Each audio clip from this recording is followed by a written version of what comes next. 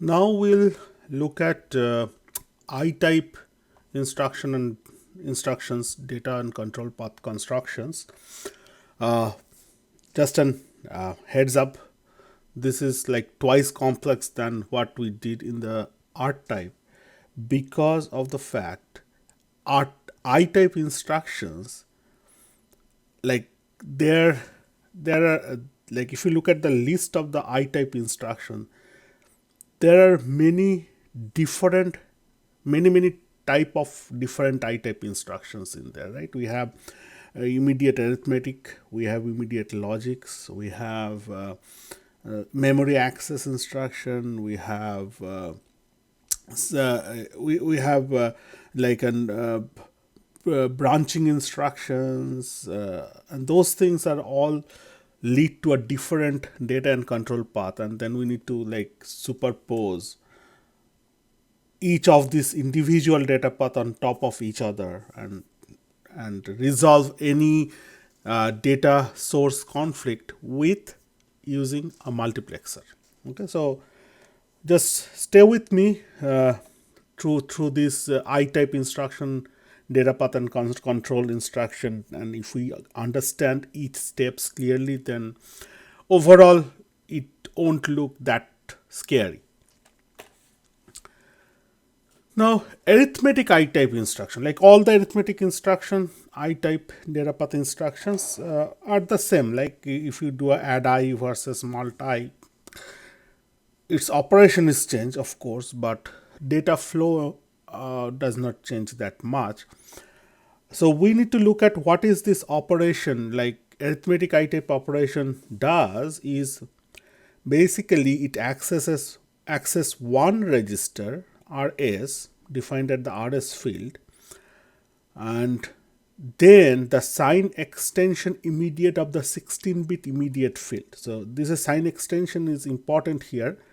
We need to do sign extension for arithmetic I-type instructions. So what we need to introduce here is a little circuit, which is very simple, by the way, to perform this sign extension immediate.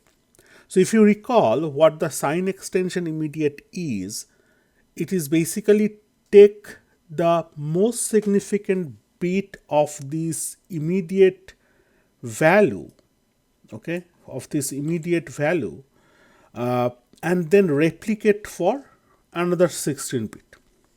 So hardware circuit wise, it is nothing. It is kind of like you can think these 16 bit as 16 electrical line, and you just take that electrical line corresponds to the most significant bit and connect another 16 parallel line to this MSB electrical line. Okay, you can of course introduce a buffer between that stages and so on and so forth. That's a different story, like how we can improve the electrical performance out of our scope. It's mostly like you take the electrical line of belongs to the MSB of the 16-bit data field and connect it to parallel 16 electrical line. That's your 16-bit sign extender. Let's encapsulate that component as a 16-bit sign extender, and we pick up the 0 to 15, this 16 bit from the instruction, which is coming from the instruction memory or instruction register, depending on what kind of circuit we are constructing overall. We pick up those bits, those electrical lines, and connect to the 16-bit sign extender. The output of this 16-bit sign extender is 32-bit. Though I haven't shown, I should have actually shown that as a the data width of this. Please correct it on your slide that for each of this line you need to show its data size, like width, data bit, data width, bus width. These are the different terminology we use to denote the same thing. Okay, same multi-bit signal. If there is no sign of the multi-bit signal, like for example here RS we are picking up 5 bit, it usually means in schematic, it usually means 1 bit. So to make this diagram legally correct, technically correct, you need to put 32-bit at the output of the 16-bit sign extender, also 32-bit on the R1 data, and also 32-bit on the ALU output. Okay, but for time being, for our discussion, let's say they are there. So what we are doing here, 16-bit sign extension, that 32-bit comes as one of the operand of the ALU, and register file read from the R1 port is coming as 32-bit data for the other operand in the ALU. Okay, and this R1 data read address is coming from this bit 21 to 25. That 5-bit is connected into the R1 address. And since the operation target register is coming from the RT, our write address in the registered file, again picked up from bit 16 to 20, connected to the WR address port of this register file.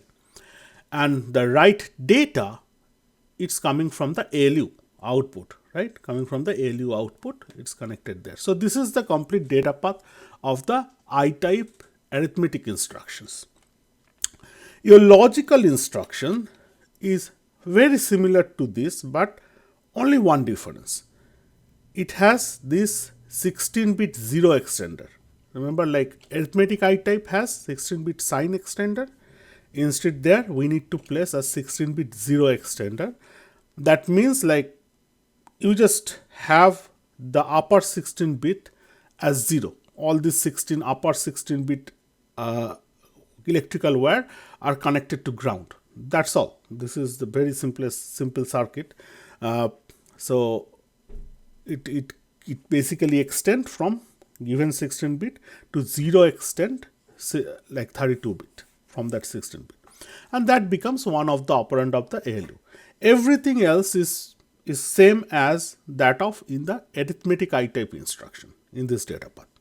But nonetheless, it's a unique data path because of, instead of having a sign extension, we are doing a 0 extension. Next, LUI, one specific instruction, right? What is LUI? LUI, if you recall, the function is load upper immediate, which basically tells in the target register, on the upper half you place the immediate values followed by 0. Okay, that's what the function. So into this LUI RT some 16-bit pattern, what it will do, you will write in that RT register with the 16-bit you mentioned on the upper half of that register and setting the lower half of the register to 0. So here, this one definitely does not involve ALU. Like no arithmetic logical operation is being performed for this. It is purely writing into the register file directly. So our data path will become like your write address is coming from the RT 5-bit, which is 16 to 20 the bits in the your machine code, and the 16-bit immediate 0 to 15-bit that goes through some circuit 16-bit LSB 0 extender. So we know what is a 0 extender. It is now same circuit, but it is extending the lower half to all zeros, lower 16-bit to all zeros. Okay, and then it is feeding into your register file write data port.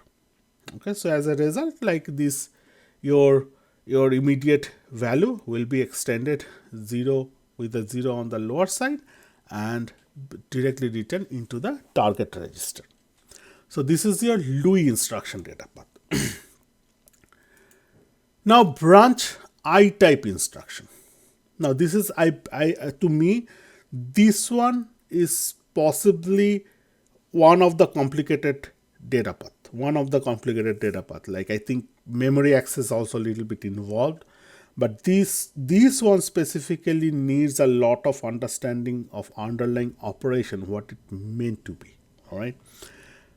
So first of all, your operation PC equals PC plus 1 with the sign extension immediate. Okay, that's your branch instruction, but it's if a condition is met. So what does it mean? Like if, like we will change the program counter to program counter plus 1 plus sign extension of immediate if either it is R of RS content equals RT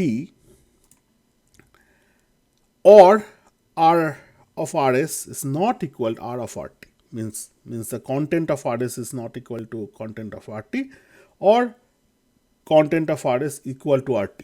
Why these two different conditions? One is for branch equal, B equal instruction. So for the B equal instruction, what we'll do, we'll try to match two registers content and see for the equality. B and E, branch are not equal, that instruction will look at your instruction that that content is not equal. Okay, so if the content is not equal for B and E, then the branch takes place.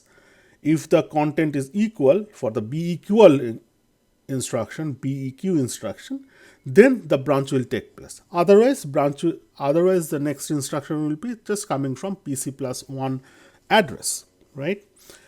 So this is the operation statement, and what we do here is this. First of all, we need to check content of two register, RS and RT. So that means I need to read both of these register. So RS and RT, those values, okay, this register index values, register address, whatever you want to think of, goes directly into your R1 and R2 address of the register file port. So bit 21 to 25 connected to R1 address, bit 16 to 20 is connected to R2 address. Now, what other things you need? Okay, you need to compute this PC plus 1 plus sign extension immediate. Okay, so you deploy your sign bit extender. We already have that, like for the arithmetic I type instruction, we just reuse that component, and then we deploy an adder. So your sign extension immediate content being added off from PC plus 1. Like we had already an adder in place for the instruction fetch data path.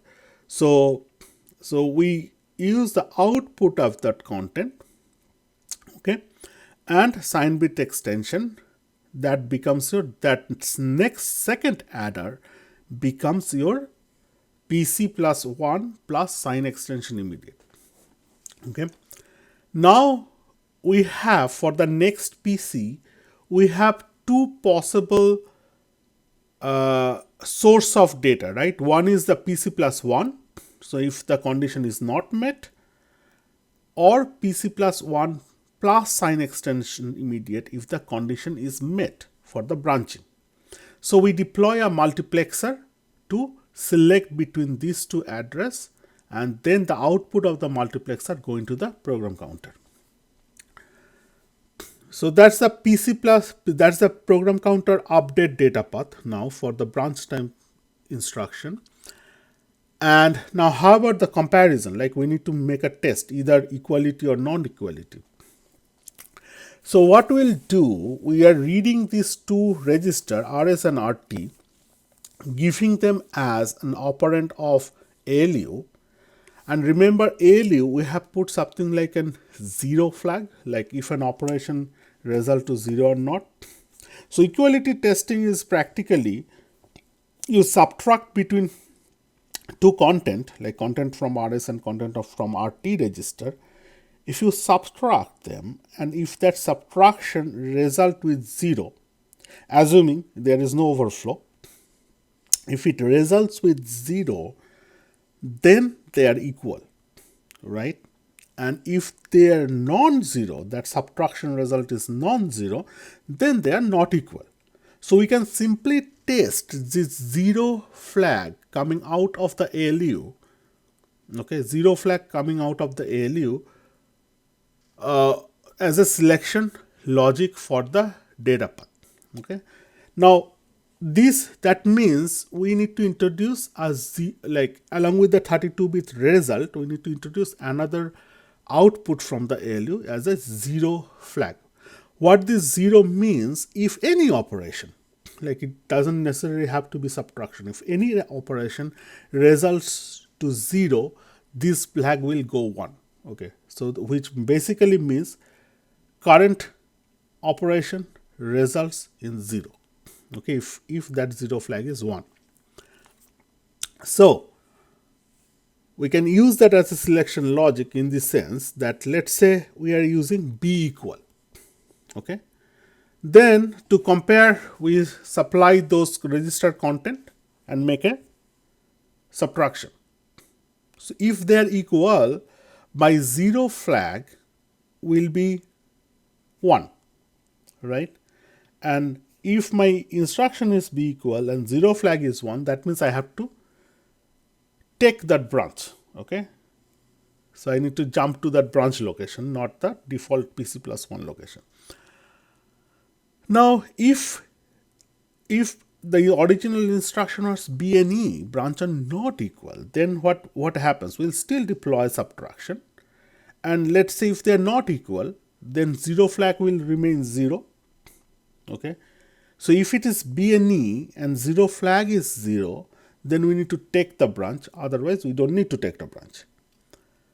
So that zero flag goes into the selection logic in the controller, and then controller decide based on the selection flag value and the instruction operation code. The operation from the operation code, it knows whether I'm going to perform a B, Q or B and E, and depending on this op code, branch operation code and the selection logic status, controller will select which address goes next to the program counter, whether it is PC plus 1 or it is PC plus 1 plus sign extension immediate. Then that means effectively for the next instruction fetch, we are either jumping to the branch location if the condition is met, or not jumping to the branch location if condition is not met. Okay, so this is your branch I-type instruction data path. Now load word data path. Not as complicated as the branch instruction, but this involves another component apart from register file and ALU, is the data memory. Let's for time being assume we have a separate instruction memory and separate data memory. So let's assume this is my data memory, and what it says it basically, we need to construct our memory address by accessing content of RS and adding up with some immediate sign extension immediate value that is encoded already in the machine code. So this one definitely, this memory calculation definitely involves your ALU, where is one of the data coming from the R1 data port. That means R1 address, we are feeding in the RS index or RS address of the RS register directly from the machine code bit 21 to 25. Okay, and then the 16-bit goes in through the 16-bit sign extender, and then we add them up. So ALU will provide me the address from which I need to load the data into the register. Means I will be performing a data memory read operation there.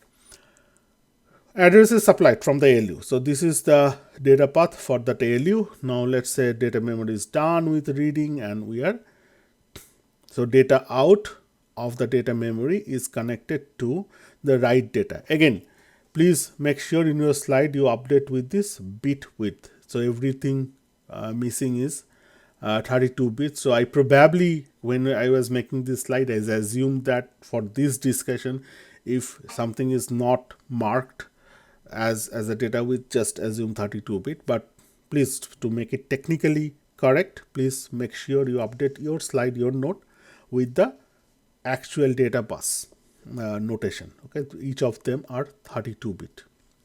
So that becomes your load instruction data path.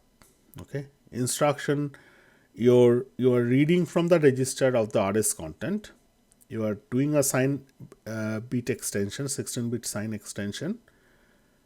Then you are adding them up to make an address from which your data memory has to be read, and your data output from the data memory is connected to the write data port of the register file, so that you can write back the read data into the target register file, and your write address being derived from bit 16 to 20 connected from the machine code, the instruction from the out of this instruction 32-bit instruction bus.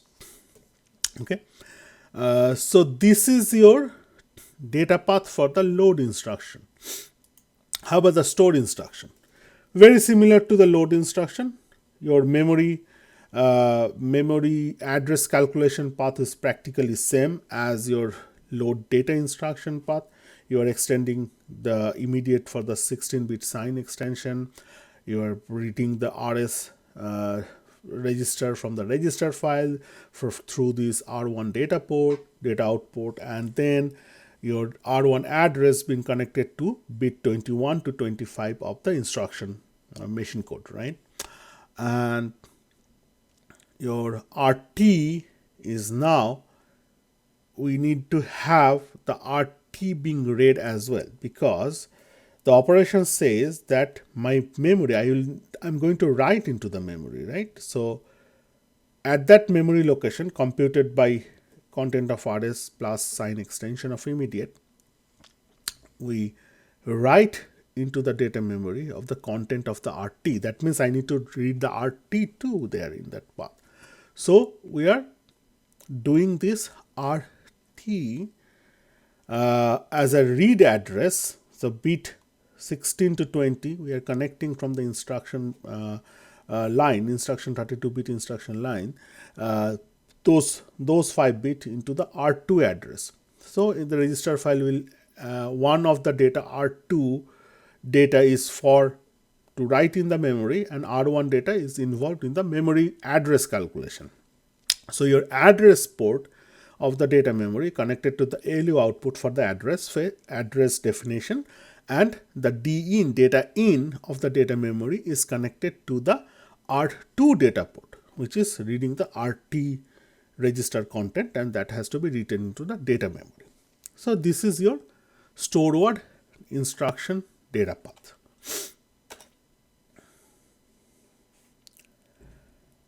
Now from there, we have like couple of different data paths for I-type instruction, right? Arithmetic I-type, logical I-type, we have branch instruction, we have Louis. Don't forget, let's not forget about Louis, one very special instruction, and then store word, load word, right? These 6 data paths. So as our basic principle to construct the I-type instruction data path, we need to superimpose these 6 data paths on top of each other and look at the potential data source conflict, right? And then resolve that conflict using placing a multiplexer. So if you do that, you will come up with some instruction data path like this, right? You have this branch instruction data path here connected to the PC, and then you have all your different type of extender, sign extender, zero extender, LSB extender.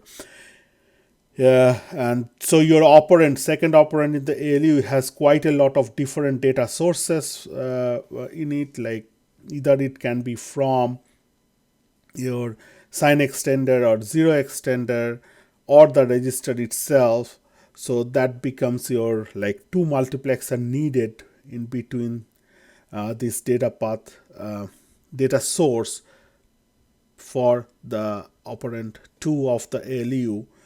And of course, write data also has potential 2 source of data, which is one is coming from the memory and another is coming from the 16-bit LSB zero extender for Louis operation, right? And then Then I have also a potential data source directly from the ALU for all my logic and arithmetic I-type operations. So hence this multiplexer is in place. And yeah, what else? Like quite a lot of multiplexer, right? So this is your combined I-type instruction data path. Again, like if you understand the basic building blocks of this data path, like this register file, ALU, data memory, PC, etc., and then you construct the data path for each subset of similar type of instruction, then all you need to do is superimpose those data paths on top of each other, look for any data source conflict, and then resolve that conflict using multiplexer. So that's our basic principle throughout this microprocessor construction.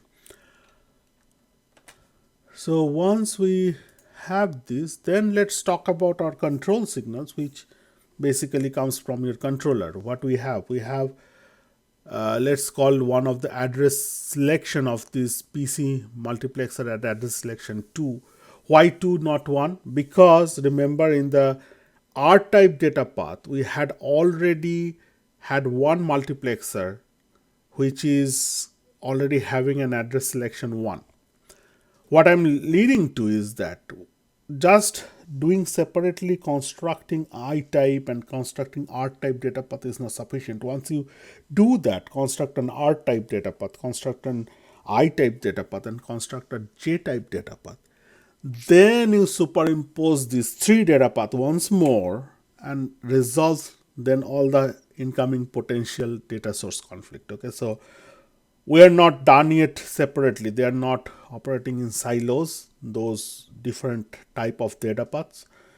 At one point of time, we need to combine them. So we are just making sure in this case our control signal has unique name compared to what we done in the R type instruction control path. Okay, so the following that notion, we are doing an address selection to, let's name it that. And also in this case, we need to make sure to mark my multiplexer 0 and 1. If it is a 2 to 1 type of selection, mark those terminal, because your address selection control really depends on which is connected to what in that multiplexer terminal. Okay, so this is very important to mark this multiplexer terminal 0, 1, or if it is more than 2, then becomes like 3, 4, etc. So this is important to mark your mask terminals. So what are the other masks we have? Like for example, here is we can have an ALU selection 2, ALU selection 3, we have data selection 1 and data selection 2. Of course, we have PC load, we have read register, register read, register write, we have memory read, memory write. Those are becomes my control signal coming out of my controller. Okay, and of course we need to make sure we don't forget about the instruction register. If it is not directly coming from the instruction memory, we need to provide an instruction register in between the memory and this data path. So let's not forget about that one.